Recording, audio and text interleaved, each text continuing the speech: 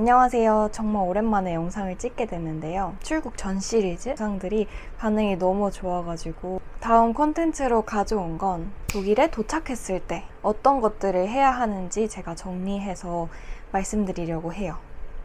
우선 제일 첫 번째, 안멜둥입니다. 안멜둥은 독일에 들어가면 가장 먼저 2주 안에 해야 하는데요. 거주지 등록과 같은 것입니다. 안멜둥 같이 신청하는 거 보러 가시죠. 우선 이렇게 함부르크 테아민 잡는 사이트에 들어가 줍니다. 그럼 이런 화면이 뜰 거고요. 여기에 있는 Hier starten 눌러서 스타트를 해줍니다. 이런 화면이 뜨면 아래쪽에 Einwohnerwesen 이걸 눌러줍니다. 이게 주민신고고 개인정보 동의해주면 되고, Nachname 여기에 있는 게 성, 그 다음에 Vorname 이게 이름, 그 다음에 이메일 주소, 그 다음에 핸드폰 번호 적어주고 Weiter 눌러주면 이런 화면이 뜨면 아래쪽으로 내려가서, 원래는 여기가 다른 방식으로 구성되어 있었는데 현재 바뀌어 있는 상황이라서 Wohnsittsänderung 여기를 찾아야 됩니다. 세 번째 있는 항목을 저희는 사용할 거고요. 외국에서 함부르크로 주민신고를 하는 항목입니다. 보통은 한 명이니까 우리는 전입신고를 한 명으로 체크해 줄게요. 그래서 아래쪽으로 내려가서 Weiter 다시 눌러주면 이런 식으로 화면에 날짜를 선택할 수가 있어요. 시작 가능한 날짜, 예를 들어서 25일이라고 체크를 하고 가능한 날짜를 이 자리에 적어놓고 내가 되는 요일 체크해놓고 테아민수 흔 하면 이 날짜 이 시간에 가능한 관공서들이 이렇게 쫙 뜹니다. 여기 지도도 이렇게 친절하게 있고요. 하나를 선택을 하고 이 날짜에 자기가 원하는 시간을 누른 다음에 이렇게 해서 이 화면이 떴을 때 테아민을 부킹하고 나면 메일로 예약 확인증이 오고요. 예약한 시간에 맞춰서 구비한 서류들을 들고 가면 됩니다. 거기에 본인 번호가 적혀 있기 때문에 이메일을 꼭 한번 확인해 주시면 돼요. 이렇게 하면 쉽게 신청 끝입니다. 이제 안멜둥에 필요한 서류들을 말씀드릴 건데요. 우선 첫 번째로 안멜둥 신청서. 이거는 사이트에 올라와 있고 저는 사실 미리 작성해가지 않았어요. 관공서에 갔을 때 거기서 저한테 종이를 작성해왔냐고 먼저 물어보셔서 안 해왔다고 했더니 종이를 주셨고 저는 그 자리에서 작성을 했습니다. 하지만 혹시 모르니까 미리 작성해서 출력해가는 걸 추천드립니다. 두 번째로는 입주 확인 서류입니다. 처음에 기숙사에 입주하게 되면 관리인분이 입주 확인 서류를 작성해 주실 거예요. 저도 이런 식으로 받았었고요. 이거를 안멜둥 할 때 같이 제출을 하면 됩니다. 꼭 필요한 여권 필요하니까 꼭 잘 챙겨가세요. 이렇게 서류를 다 제출을 하고 마지막에 수수료를 결제하는데 수수료는 13유로입니다. 그래서 이렇게 신청을 하고 다녀올 때 가장 중요한 점은 관공서에 있는 어른들은 영어를 못하는 경우가 은근 꽤 많았어요. 그래서 번역기를 사용하시거나 미리 독일인 친구한테 도움을 구해서 같이 가도 좋을 것 같아요. 영어를 적극적으로 사용해 주시는 분들이 생각보다 많이 없을 수 있어서 그 점 유의하시면 됩니다. 이 안멜둥을 다 해야 우리는 보험을 활성화할 수 있습니다. 안멜둥을 마치면 한 달 안에 세금 번호가 우편함으로 오는데요. 이 세금 번호는 평생 쓰는 거라서 잃어버리면 안 되고 이 종이를 잘 갖고 사진 찍어 놓던가 뭔가 확인을 해 두셔야 합니다. 근데 저는 이걸 되게 늦게 받게 됐어요. 2달을 기다렸는데도 제 건 오지를 않아가지고 재발급 신청서 같은 게 있어서 그걸 작성을 했는데도, 그러고 한 달을 기다렸는데도 안 오길래 다시 작성하고 그걸 작성한 이후에 또 한 달 뒤에 그게 왔습니다. 그래서 총 거의 4달을 세금 번호를 기다렸어요.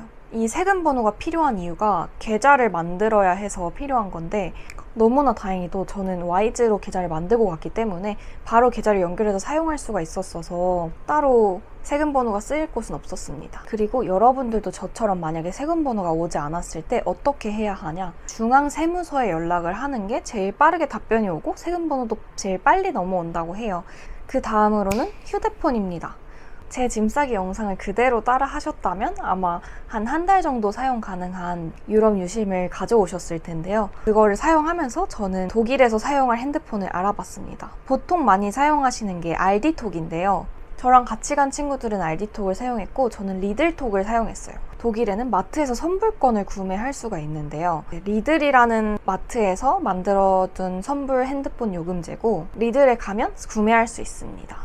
스타터 패키지가 이렇게 계산대 앞에 걸려 있어요. 꺼내서 계산을 하면 되고 거기에 첫 달 요금과 유심 요금이 합쳐져 있는 금액입니다. 이제 마트 선불폰 같은 경우에는 충전권을 매번 마트에서 사서 충전해서 데이터를 사용하거나 아니면 자동 충전을 하는 방법이 있는데요. 제 친구들이 알디톡은 자동 충전 계좌 등록을 하는 게 되게 어렵고 항상 마트에서 충전권을 구매해서 충전을 했었거든요. 근데 저는 리들톡에서 자동 충전을 쉽게 등록을 했고 매번 자동으로 결제가 되게 해서 사용을 했습니다. 그리고 알디톡과 리들톡의 가장 큰 차이점은 리들톡은 보다폰 통신망을 사용해서 조금 더 빠르고 데이터가 잘 잡힌다는 점이었어요. 가격은 거의 비슷하고 스몰, 미디움, 라지, 엑스라지 이런 식으로 있었고 저는 20기가에 13.99유로 아마 라지 요금제였던 것 같은데 이걸 사용했을 때 딱 적당했던 것 같아요.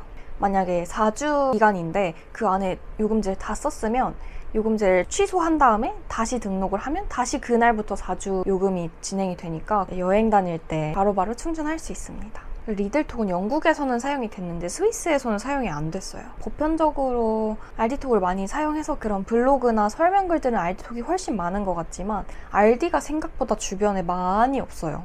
제 추천은 리들톡이 너무 만족스럽게 사용했기 때문에 다음은 슈페어콘토 활성화입니다.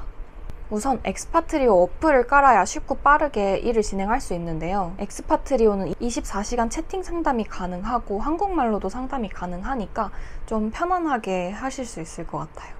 우선 슈페어콘토를 활성화하기 위해서는 돈을 받을 수 있는 계좌가 있어야 돼요. 그치만 제 짐 싸기 영상들을 보고 제가 추천해드린 방법대로 하셨던 제 구독자분들은 아마 YG라는 어플을 깔고 계좌를 이미 개설을 해서 독일에 들어갔을 거라고 생각합니다. 그런 분들은 바로 신청이 가능합니다. 신청 과정 안에 우리나라 핸드폰 확인처럼 신원 확인을 해야 하는 과정이 있는데 저희는 우체국에서 확인을 받아야 됩니다.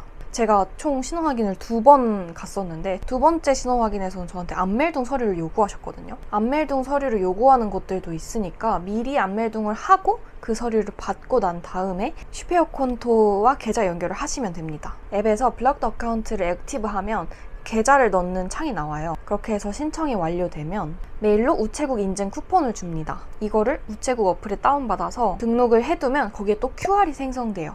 그 QR을 들고 우체국 지정을 해서 그 우체국에 간 다음에 여권, 쿠폰, 안멜동 서류를 들고 신원 확인을 받으면 됩니다. 우체국에서 인증을 받고 나면 거의 하루 이틀 안에 제 독일 계좌로 돈이 들어왔습니다. 다음은 보험 활성화하는 법인데요. 슈페어콘토를 활성화한 다음에 집에 우편함이 터져나가거든요. 계속 우편이 와요. 그 순서대로 그냥 차근차근 잘 따라서 하면 보험 활성화도 정말 쉽게 되거든요. 미리 TK라는 보험회사 어플을 다운받으셔야 됩니다.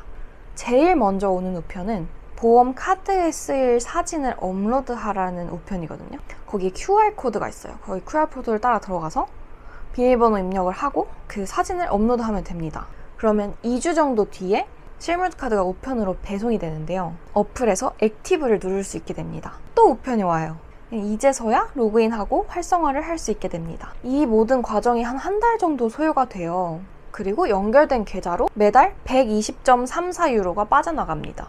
돈이 부족하면 수수료가 붙어서 조금 더 빠져나가거든요. 이자처럼. 그래서 미리미리 계좌에 돈을 넣어두시면 돼요. 가다시를 한국에서 안 맞으신 분들은 독일에서 2번까지 커버가 되거든요. 사실 원래 3번까지 커버가 되는데 가다시를 6개월 동안 맞는 거다 보니까 우리는 한 달을 보험 활성화 하는데 시간을 쓰기 때문에 2번까지밖에 못 맞고 나머지 한 번은 한국에 와서 저도 맞았습니다. 그 다음으로 라디오 송신비입니다. 제가 이거는 전혀 모르고 있었고 나중에 우편이 와가지고 뭐야 하고 넘겼었는데 계속 독촉 우편이 오는 거예요. 이거는 라디오 송신비인데 나 집에 TV도 없는데 왜 내야 돼? 라고 저는 생각을 했었는데 이게 TV가 없어도 그냥 다 내야 되더라고요. 이게 한 달에 20유로 정도 내야 됐었거든요. 친구들이랑 함께 거주하면 한 명이 대표로 해서 내고 그거를 등록을 해두면은 자동으로 이렇게 되는 시스템인데 저는 기숙사를 살고 있기 때문에 그냥 마음 편하게 내고 왔고 이거를 막 독촉이 2번 올 때까지 모든 금액을 내지 않으면 블랙리스트가 돼서 이후에 다시 못 들어온다 뭐 그런 얘기까지 제가 블로그를 봤기 때문에 그래서 저는 일단 다 냈고 제 친구는 방법을 찾아서 학생을 면제받을 수 있는 뭔가를 써서 그걸 해결했다고 들었거든요. 그거는 정말 거주지마다 조금 케바케로 다른 것 같아요. 다음으로는 생활용품을 사러 가야 됩니다. 우선 우리가 많이 챙겨갔지만 샴푸나 이런 생필품이 없으니까 DM이나 로스만 같은 데 가서 생필품을 사게 됩니다. 그릇 같은 거나 프라이팬, 청소도구 이런 거는 이케아 가시는 게 제일 쌉니다. 이케아가 막 3-4개씩 들어있는 거 같은 경우에는 친구들이랑 나눠서 사시면 돼요. 여기까지가 이제 독일 들어가자마자 꼭 해야 하는 서류적인 것들 제가 소개해드렸는데요. 제가 영상에서 모든 부분들을 디테일하게 다룰 수 없어서 좀 아쉽지만 궁금한 점이 있으시다면 댓글 달아주시면 제가 최대한 제가 아는 선에서 꼭 답글 달아드릴게요. 다음 영상은 독일 생활 정보랑 꿀팁들, 제가 살면서 느꼈던 아주 사소한 팁들까지 정리를 해서 알려드릴 예정이에요. 그러면 다음 영상에서 만나요.